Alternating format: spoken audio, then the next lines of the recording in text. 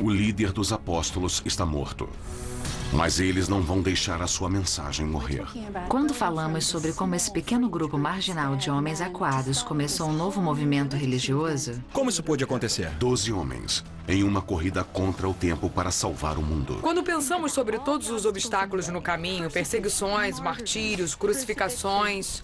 É um dos acontecimentos mais impressionantes da história da religião. A vida secreta dos apóstolos. A estrada para Jerusalém. Ano 30 depois de Cristo. Era uma sexta-feira no Pessah, ou próximo a ele.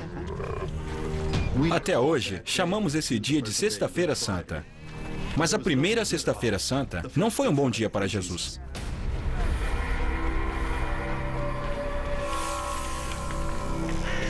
Os romanos gostavam de inventar as formas mais cruéis de matar as pessoas, mas a crucificação é uma das piores. O mais difícil numa crucificação é respirar. O condenado precisa tentar se levantar na cruz. É possível sobreviver, desde que a pessoa possa se suspender e ter espaço suficiente no peito para que os pulmões funcionem. Os pregos causam uma dor agonizante nos braços e nas pernas do criminoso. Quando a pessoa ficava muito cansada, o peso caía sobre os pulmões, causando sufocamento. Mas às vezes isso podia durar dias.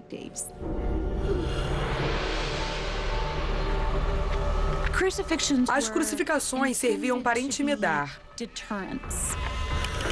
Era um aviso para os outros, caso se rebelassem contra o Império Romano. Morreriam dessa forma, humilhante, excruciante. Não é por acaso que a palavra excruciante tem uma cruz na sua raiz. Você pode sofrer essa morte terrível. Historicamente falando, eu não imagino que Jesus fosse cercado por uma multidão. Maria Madalena e as mulheres ficaram de vigília. Mas os apóstolos, os discípulos em quem Jesus mais confiava, não estavam lá. Eles estavam claramente ausentes.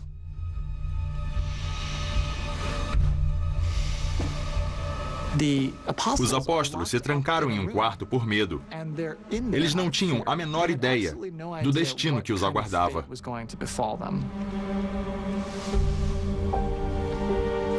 Parece que eles se esconderam, o que faria sentido.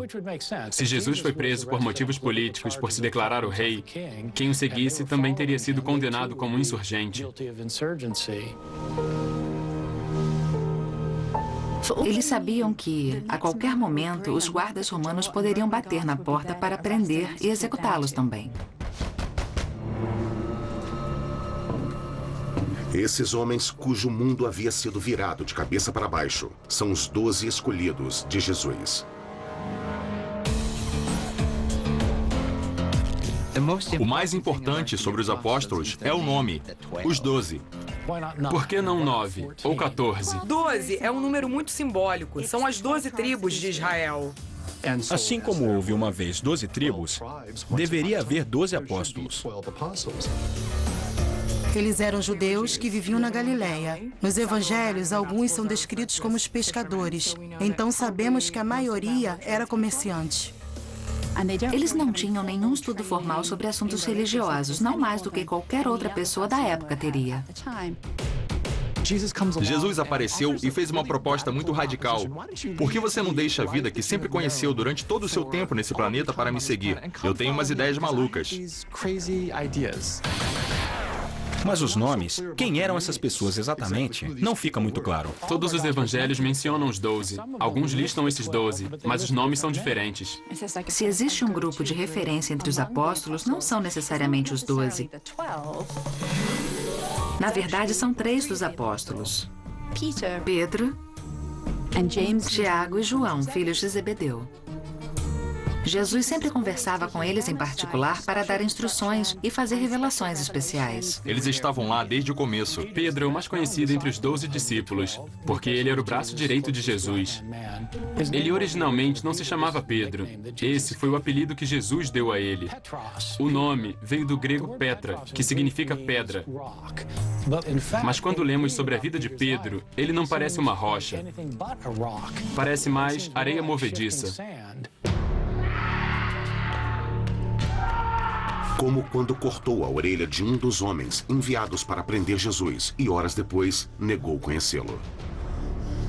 Quando perguntado se conhecia ou estava viajando com Jesus, ele negava prontamente qualquer envolvimento com essa pessoa. A tradição diz que Pedro mentia. Pedro fracassou.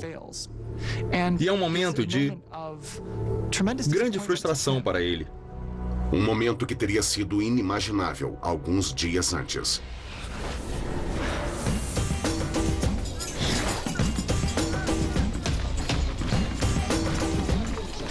Os apóstolos viajaram com Jesus e um pequeno grupo de seguidores para celebrar o Pessah em Jerusalém. A Páscoa judaica celebra a libertação das tribos de Israel da escravidão no Egito. Mas eles também estavam antecipando o futuro quando esperavam que Deus os libertaria dos atuais opressores, os romanos. O governador romano na época era Pôncio Pilatos, e ele tinha consciência de que as coisas podiam sair do controle rapidamente. Para os romanos, Jesus não era ninguém, mas eles não podiam deixar que ele se tornasse alguém. Para Pilatos, a forma como Jesus e os apóstolos entraram em Jerusalém era uma provocação à autoridade do império. Eu considero um fato histórico que ele entrou em Jerusalém montado em um burro. Sem dúvidas, Pilatos estava sobre um cavalo. Foi uma perigosa zombaria a Pilatos. A questão é que Jesus era subversivo. Era uma grande ousadia. Esse jovem da Galileia estava fingindo que havia outro tipo de império, especificamente o império de Deus. Não é de espantar que ele tenha acabado crucificado. No século I, havia muitas ideias diferentes sobre como o Messias poderia ser. Mas nenhuma delas previa uma morte humilhante e agonizante.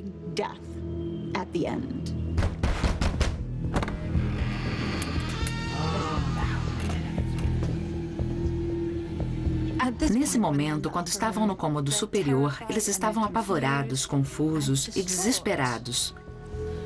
Aquilo não era o que eles esperavam. Eles estavam errados de seguir aquele sujeito? Ele alegava ser quem não era? Essas pessoas deixaram suas famílias. Literalmente abandonaram suas vidas para seguir esse cara. Não dava para voltar e dizer, puxa, eu estava errado. Então, eles tinham que decidir o que fazer. Apenas algumas horas depois de ser pregado na cruz, Jesus de Nazaré morreu. Sua morte reuniria os apóstolos em um dos eventos mais misteriosos do início do cristianismo. 2 dias depois, na manhã de um domingo. É o primeiro dia da semana e várias seguidoras de Jesus, inclusive Maria Madalena, chegaram ao túmulo com algumas especiarias. Elas tiveram uma surpresa ao encontrar a sepultura vazia. O corpo de Jesus havia desaparecido. As mulheres foram as primeiras a entrar depois que o túmulo foi lacrado 2 dias antes. Então, uma pista secreta foi revelada. 2 imagens apareceram para elas. E uma das figuras disse, por que vocês procuram os vivos entre os mortos? As mulheres fugiram. Maria correu para informar os apóstolos sobre a estranha visão e o corpo desaparecido, mas eles não acreditaram. Por motivos óbvios, porque parecia inacreditável que alguém pudesse voltar à vida. Eis que Pedro vai até lá e descobre que as mulheres estavam certas. O túmulo estava vazio e Jesus tinha sumido.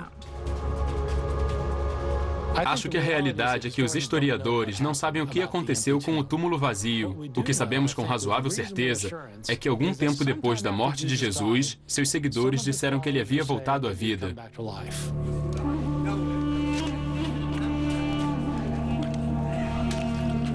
Eles começaram a ver Jesus. Jesus aparecia para eles.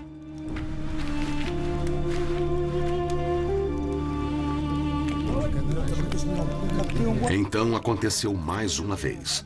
Jesus apareceu para seus discípulos e eles acharam que era um fantasma. Como resposta, ele se juntou a eles para jantar e comeu peixe assado. Jesus estava com fome e queria comer. Ele tinha estado morto por 3 dias. Fantasmas não comem. Então, eles sabiam que ele era um homem de verdade. O verdadeiro Jesus estava diante deles. A mensagem era que Jesus tinha voltado. Mas ele voltou extraordinariamente normal, como costumava ser. Não era uma visão, não era um fantasma, era uma ressurreição física. Os apóstolos estavam convencidos de que Jesus tinha voltado da morte. Como fato, era improvável. Mas essas visões eram absolutamente reais para eles. Eles estavam mesmo tendo visões ou estavam apenas sofrendo alucinações coletivas causadas pelo estresse psicológico? É possível. Mas no século I, as visões eram consideradas uma parte normal da vida. Para eles, as visões eram reais, como sempre são para quem as tem. Mas elas nem sempre são o começo de religiões mundiais. O que estamos tentando entender é por que essas visões fizeram o que fizeram. Isso está relacionado ao que a ressurreição confirmou para os apóstolos. Deus não ressuscita pessoas à toa. Ele escolheu esse homem. Sabe o cara que acabou de ser crucificado? Foi ele que Deus escolheu para trazer de volta a vida. Isso confirma tudo o que eles acreditavam quando começaram a seguir Jesus.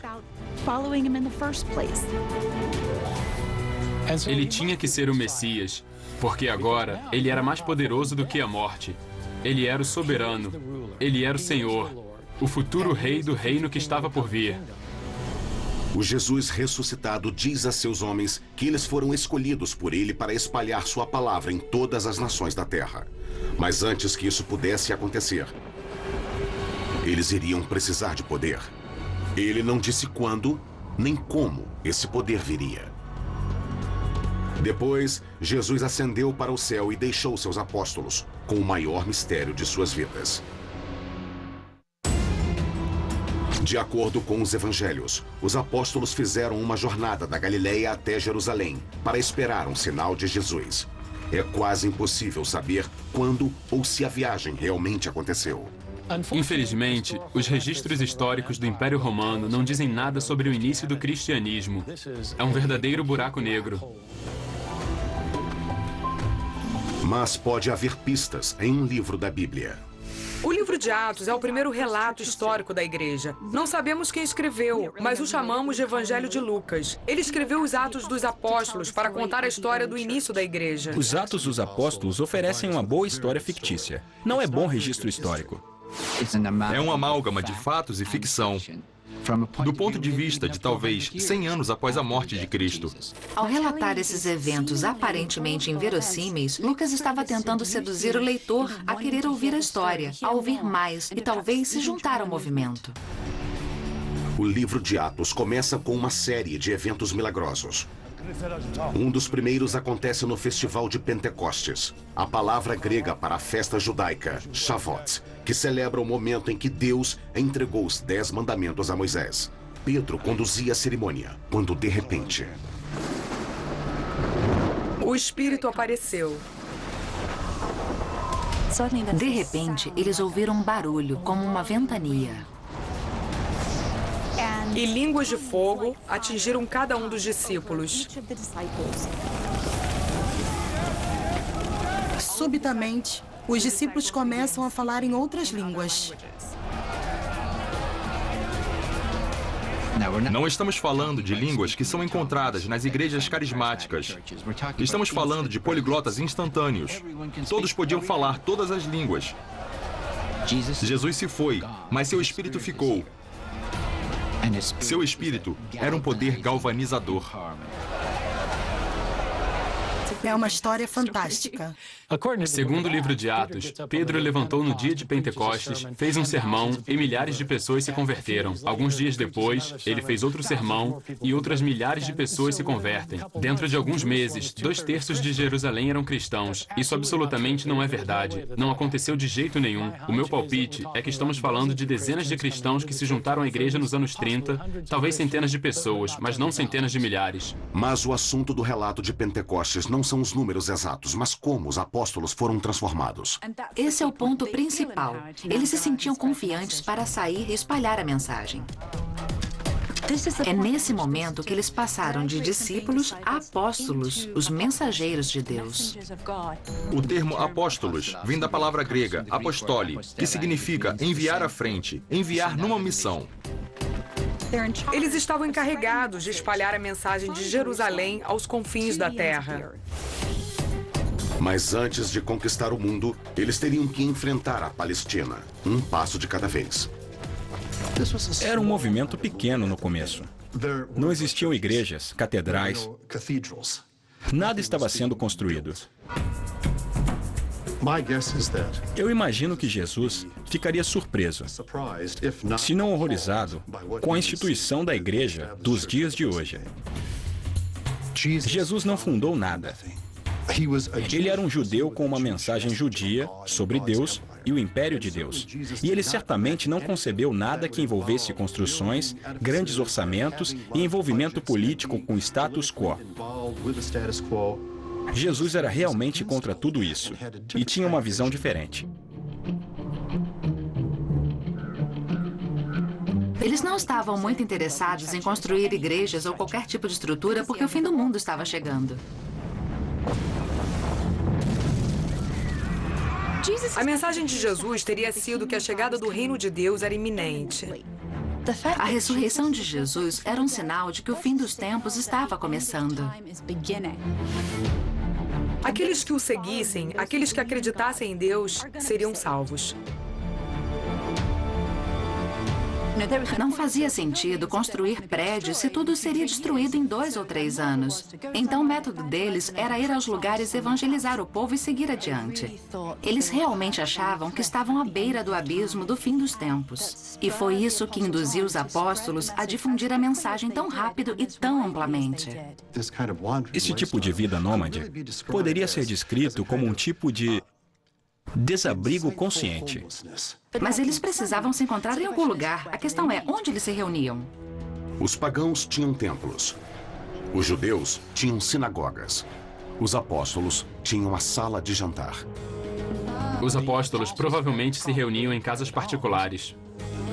E espalhavam a mensagem de Jesus dessa forma. As mulheres que eram responsáveis por administrar a vida doméstica eram muito importantes nesses lares. Mulheres ricas abriam suas casas oferecendo abrigo e comida aos discípulos.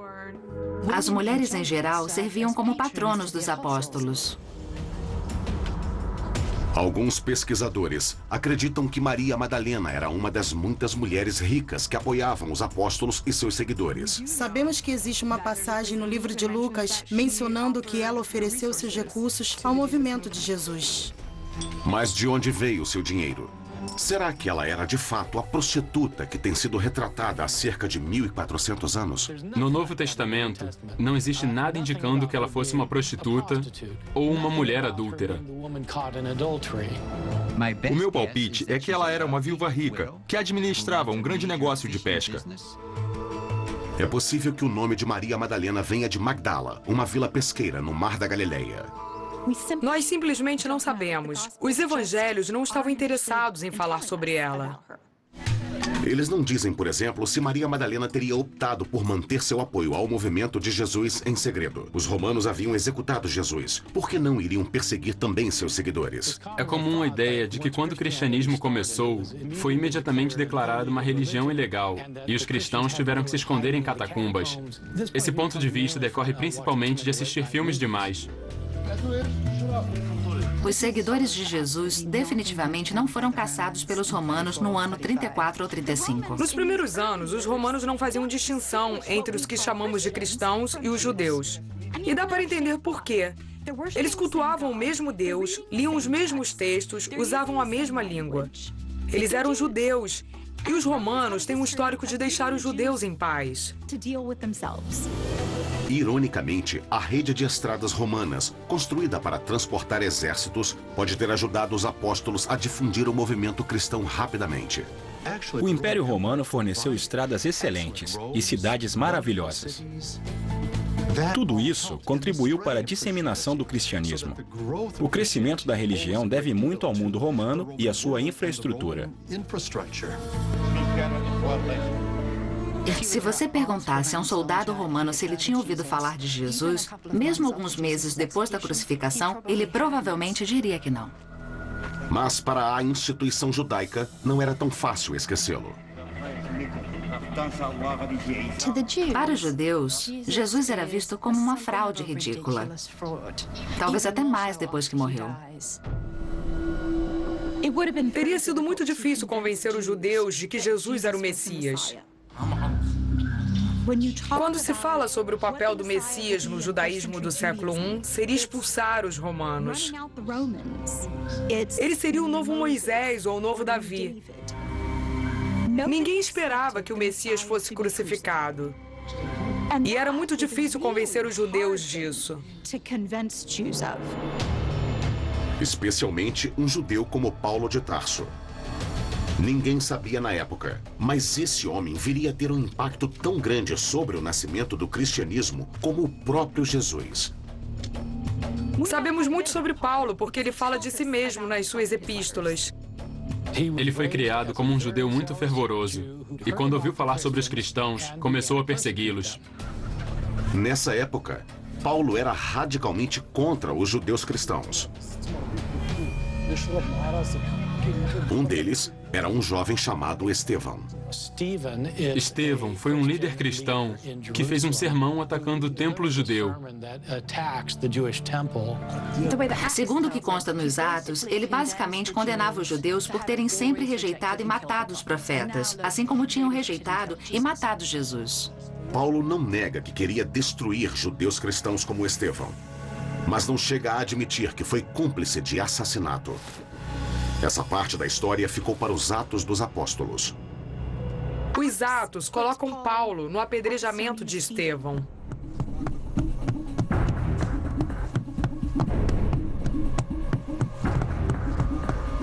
O Sinédrio, a Corte Suprema Judaica em Jerusalém, condenou Estevão à morte por suas crenças subversivas. Foi o primeiro martírio cristão e aconteceu fora de Jerusalém.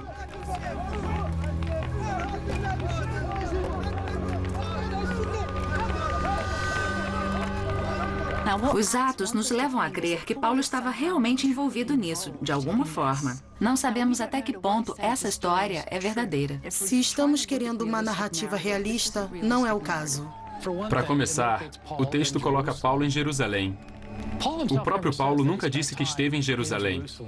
Lucas descreve a morte de Estevão como ato de uma multidão. Todos tiveram um acesso de fúria e correram para apedrejar o homem. Mas os romanos não permitiam que os judeus executassem uns aos outros por diferenças de opinião religiosa. Isso criaria muita confusão.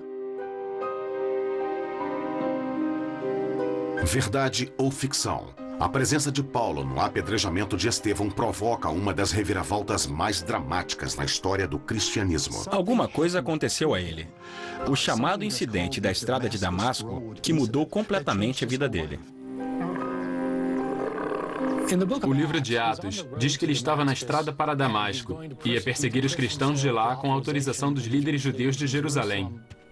Ele estava a caminho quando viu um clarão ofuscante.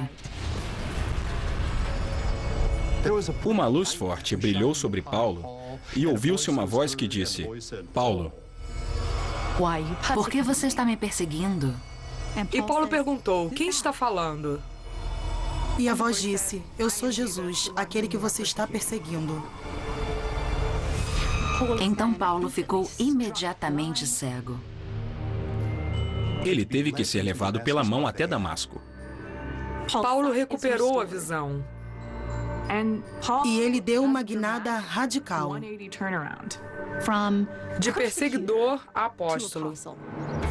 As epístolas do próprio Paulo não dizem nada sobre seu encontro milagroso na estrada de Damasco. O relato de Paulo é muito mais simples. Ele só diz: quando Deus revelou seu Filho dentro de mim, em mim, como uma experiência interior, eu me tornei uma pessoa diferente. Paulo alega que sentiu sua vocação com a própria revelação pessoal de Jesus. A história final é a mesma.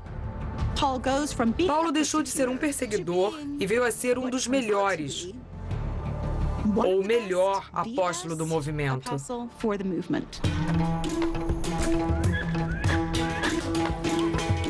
O melhor jeito era pegar a estrada e começar a caminhar. Paulo tinha um plano: ir para o norte. Ele realizou uma série de jornadas pela Ásia Menor e pela Grécia. Algumas pessoas calculam que Paulo chegou a viajar 16 mil quilômetros. No mundo antigo, isso não era fácil. Enquanto isso, os apóstolos continuavam seu trabalho na Palestina. Eles encontraram mais receptividade quando estavam realizando curas, espantando espíritos e curando paralíticos. Existem histórias de pessoas que traziam os parentes doentes em colchões e os deitavam na rua. O que distinguia os seguidores de Jesus é que eles não aceitavam pagamentos. Era isso que o cristianismo estava oferecendo às pessoas. Assistência médica de graça, numa época em que as consultas médicas eram muito caras. Então, por esse motivo apenas, as pessoas se juntaram em volta de Pedro, Filipe e João em busca de cura. E uma vez lá, formavam um público atento. Daí eles diziam: o fim do mundo está próximo. E se você não agir logo e não se juntar ao movimento de Jesus, o mundo pode acabar e você pode ir para o inferno. É uma oferta com tempo limitado. Compre agora ou você não será salvo. Dá para ver como, de repente, isso se tornou atraente. Os apóstolos já estavam fazendo avanços com os judeus, porque eles já cultuavam o mesmo Deus. Mas com os gentios, a história era diferente. Os seguidores de Jesus passaram a pregar aos gentios, os não-judeus. O que caracterizava os gentios no Império Romano é que todos eles eram politeístas. Eles adoravam vários deuses. Hoje, eles são chamados pelos pesquisadores de pagãos.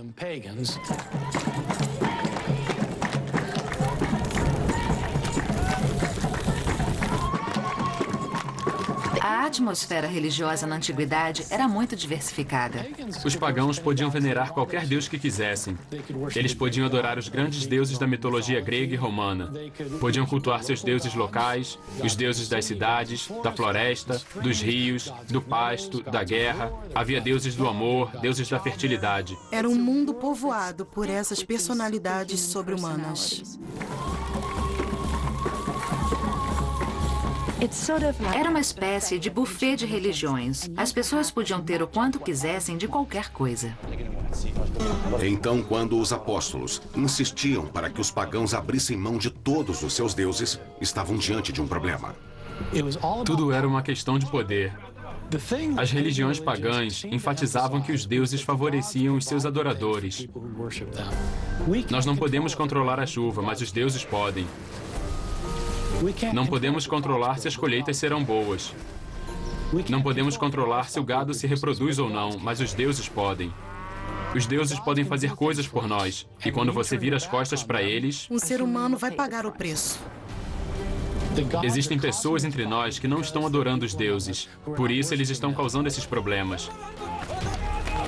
Esse é o principal motivo que levou à perseguição dos primeiros cristãos. Sempre que acontecia um desastre em uma cidade e os cristãos estavam lá, eles naturalmente eram considerados culpados. Por outro lado, Paulo estava tendo sucesso ao espalhar a mensagem de Jesus entre o povo gentil da Grécia e da Ásia Menor. Paulo se estabeleceu de uma forma um tanto audaciosa como o apóstolo dos gentios. Aparentemente, Paulo achava que a mensagem de salvação não era só para os judeus. A mensagem da salvação de Deus deveria atingir todo o mundo. E ele acreditava que tinha sido convocado por Cristo para levar essa mensagem aos gentios. Na verdade, Paulo era um estrategista brilhante. O plano dele era pular as cidades menores e se concentrar nas capitais. Muita gente saía das outras cidades e ia à capital regularmente para fazer todo tipo de negócio. Então, se a mensagem chegasse à capital, ela seria difundida. Paulo contava com um bom esquema. Ele comercializava couro. E quando as pessoas chegavam para comprar, ele começava a falar com elas. Primeiro, ele sabia falar a língua. Paulo falava grego. E como Paulo podia se comunicar, não havia limites para onde sua mensagem poderia chegar. Depois ele misturava um pouco de religião. Você corre o risco de ser jogado no inferno, onde vai ser queimado e o enxofre vai cobrir o seu corpo. Você vai estar perdido para sempre. Você quer estar ao lado de Jesus ou quer ser deixado para trás? Essa era a mensagem incisiva de Paulo. Mas ele era muito bom em fechar o negócio ao convencer os pagãos de que o Deus judeu era mais poderoso. Mais poderoso do que todos os deuses pagãos. Como, por exemplo, mostrou a ressurreição de Jesus, além dos milagres realizados por seus seguidores. Um Deus poderoso o bastante para protegê-los da ira de todos os outros. Uma divindade universal que era responsável pela criação do mundo inteiro, de todas as pessoas nele e pelo que seria a destruição iminente. Funcionou. O movimento de Jesus crescia. E Pedro e Paulo, seus dois pilares, estavam em completa sintonia. Os atos queriam retratar Pedro e Paulo quase como duas metades de uma laranja, digamos. Mas o fato é que havia uma certa tensão entre eles. Paulo era extremamente diferente dos outros. Eles não eram alfabetizados, não eram letrados, não vinham da alta sociedade. Estamos falando de pescadores. Paulo era um sujeito que chegou do nada. Ele era estrangeiro, provavelmente tinha sotaque. E só o fato de saber escrever indica que Paulo claramente era rico e privilegiado. E a verdade é que ele não sabia quase nada sobre Jesus. Paulo nunca ouviu. Paulo não estava na Galileia. Ele não tinha viajado com Jesus vivo. Ele não esteve na crucificação. Daí, um dia ele apareceu e disse: "Eu tive uma visão de Jesus e agora também vou ser um apóstolo." Dá para imaginar como isso teria sido frustrante para os seguidores originais de Jesus. Mas ele queria ser levado a sério. Ele queria ser um apóstolo. Mas ele tinha um passado negro. As pessoas sempre lembravam: você já foi um sujeito do mal. E você era contra a gente e agora você vem com esse papo de que é um de nós, um homem de Jesus? Fala sério, Paulo. Houve tentativas de criar um consenso. Como quando Paulo convidou Pedro para uma refeição com os gentios que ele havia convertido na cidade de Antioquia. Paulo queria que seus novos irmãos se sentissem em casa. E isso significava comer o que eles comiam, que não era kosher. Paulo explica. Nos sentamos todos juntos, um corpo, um grupo de devotos, compartilhando. E então Pedro é preso por seus irmãos de Jerusalém. Seu crime foi comer alimentos que não eram kosher, com não-judeus. A opinião de Paulo é: se o nosso movimento vai incluir os gentios convertidos, precisamos comer com eles todos juntos. O pessoal de Jerusalém não concordou e Pedro cedeu à pressão. E Paulo disse: eu levantei e confrontei ele. Agora você acha que precisa ser kosher? E você acha que nós somos seguidores de segunda classe? Paulo achava que era hipocrisia. De acordo com Paulo, ele e Pedro nunca se reconciliaram. E em nenhum momento, Paulo duvidou que sabia o que era melhor para o movimento. Paulo insiste que recebeu seus evangelhos diretamente do próprio Jesus Cristo. Que ele não tinha aprendido nada sobre o que estava fazendo com nenhum ser humano. Ele recebeu tudo de Jesus. Como, por exemplo, decidir se os gentios que aceitassem Jesus deveriam ou não ser submetidos aos tradicionais costumes judeus, como a circuncisão. Nos primeiros anos, o cristianismo ainda era um movimento judeu e a circuncisão é uma lei imutável que todos os judeus devem seguir. Mas Paulo defendia firmemente a isenção dos gentios. Paulo não achava que a circuncisão era um requisito para ser um seguidor de Jesus. Ele dizia claramente que os gentios que passassem a acreditar em Jesus não precisavam ser circuncidados. Que Jesus havia morrido para salvá-los e era nisso que eles precisavam acreditar. Se a lei pudesse nos salvar, não precisaríamos de Jesus. E acho que no final das contas, Paulo era muito prático. Eles estavam tentando difundir uma religião, mas colocavam essa imposição no caminho. Você vai fazer o quê?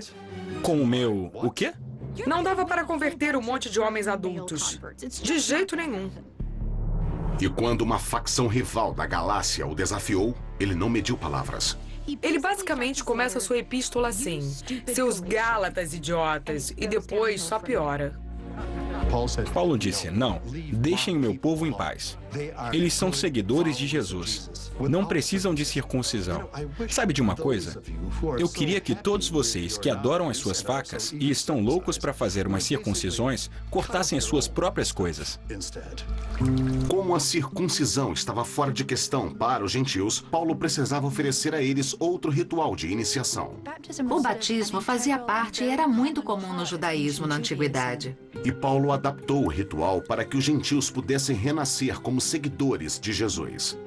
É um novo começo. Eles podiam recomeçar a vida como seguidores de Jesus. O batismo se revelou um sucesso para o movimento de Jesus.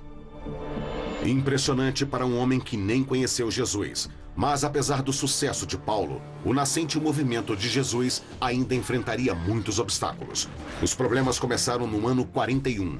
Roma empossou um novo rei na Judéia, Herodes Agripa, que era judeu. Foi uma boa notícia para os judeus. Para os seguidores de Jesus, nem tanto. E para Tiago, foi muito ruim. Segundo os Atos, Herodes Agripa chegou ao poder e, para angariar a simpatia dos judeus, mandou decapitar o apóstolo Tiago. E imediatamente depois, ao perceber o sucesso que teve, mandou prender Pedro, provavelmente com a intenção de fazer a mesma coisa com ele. Ele estava na prisão e, de repente, um anjo apareceu. Pedro achou que fosse um sonho e o anjo falou para ele se levantar rápido. E as correntes simplesmente se soltaram das mãos dele.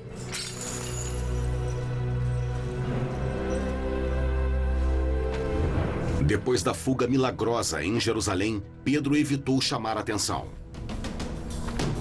Mas, 1.400 quilômetros ao norte, Paulo fazia o contrário. No ano 50, ele chegou à cidade grega de Filipos, continuando sua missão com os gentios. Para Paulo, um dia bom era quando ele conseguia converter mais uma alma, mesmo que isso envolvesse o exorcismo. O alvo foi uma jovem escrava que era vidente. Seus transes rendiam muitos lucros. Paulo não suportou ver a garota possuída por um demônio.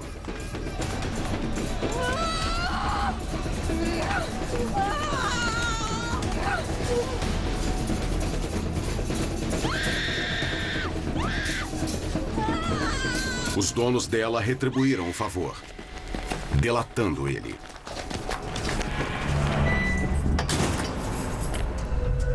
Ao longo da década seguinte, Paulo se tornou muito familiarizado com os calabouços romanos. Paulo escreveu muito, falou muito, converteu muita gente e ficou muito tempo na prisão. Mas ele sonha em levar sua missão até Roma.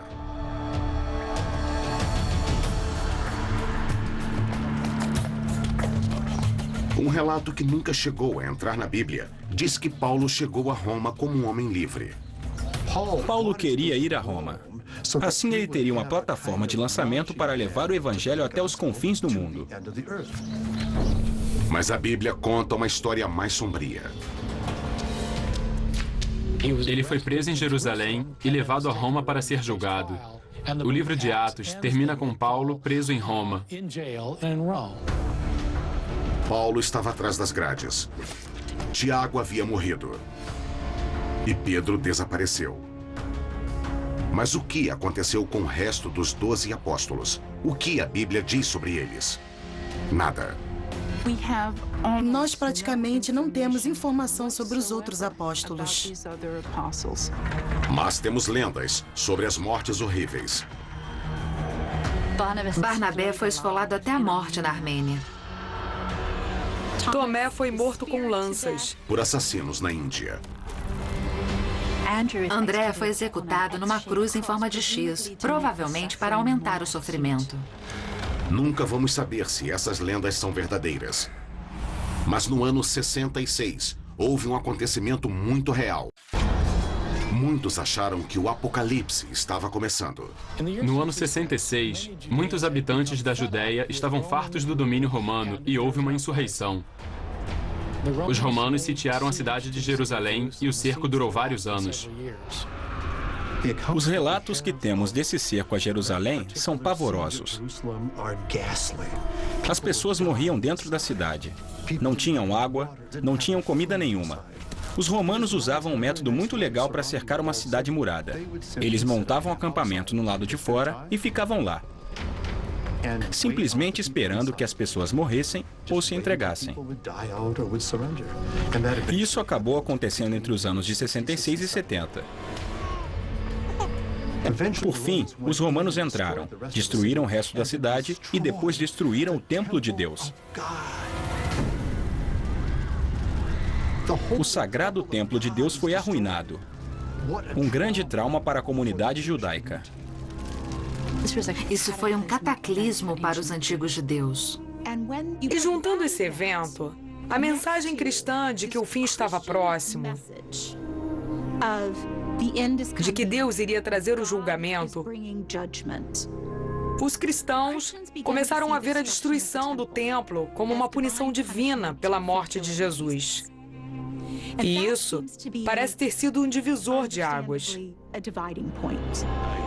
Um divisor de águas entre a era judaica, a qual pertenciam os apóstolos, e uma nova era que viria a ser chamada de cristã. Em algum momento no final do século I, os seguidores de Jesus começaram a usar o termo cristão para se referir a si mesmos. No século IV, o imperador Constantino se converteu. E 1000 anos depois, Roma se tornaria o centro do mundo cristão. Diz a lenda que foi na cidade de Roma que Pedro e Paulo morreram.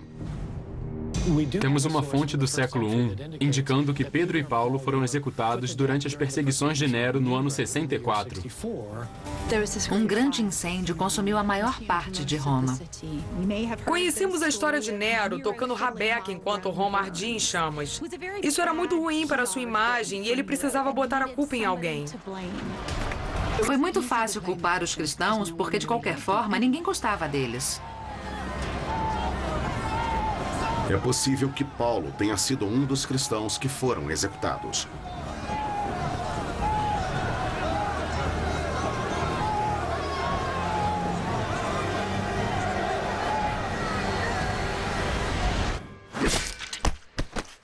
Paulo foi decapitado. Mas nessa hora aconteceu uma coisa interessante. Leite jorrou do pescoço dele em vez de sangue.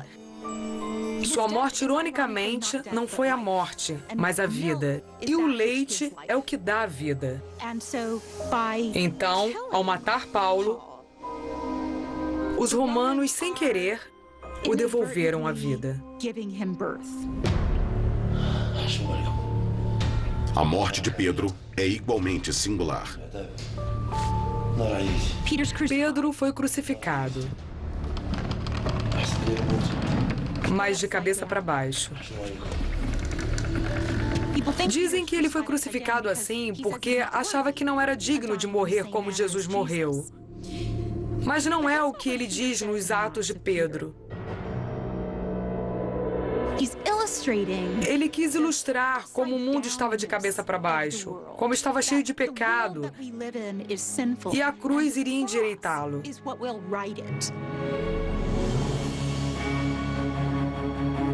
No ano 70 depois de Cristo, a maioria dos apóstolos estava morta.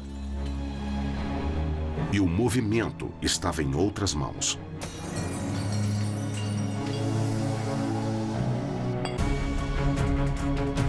Os primeiros apóstolos não convertiam milhares de pessoas de uma vez, mas algumas pessoas aqui e ali. Mas essas poucas pessoas converteram outras pessoas, que converteram outras, e o movimento começou a crescer. É um dos acontecimentos mais impressionantes na história da religião. Quando a gente pensa que esses seguidores tiveram que superar perseguições, martírios, prisões, crucificações, e ainda assim deram início a uma religião mundial, é espantoso.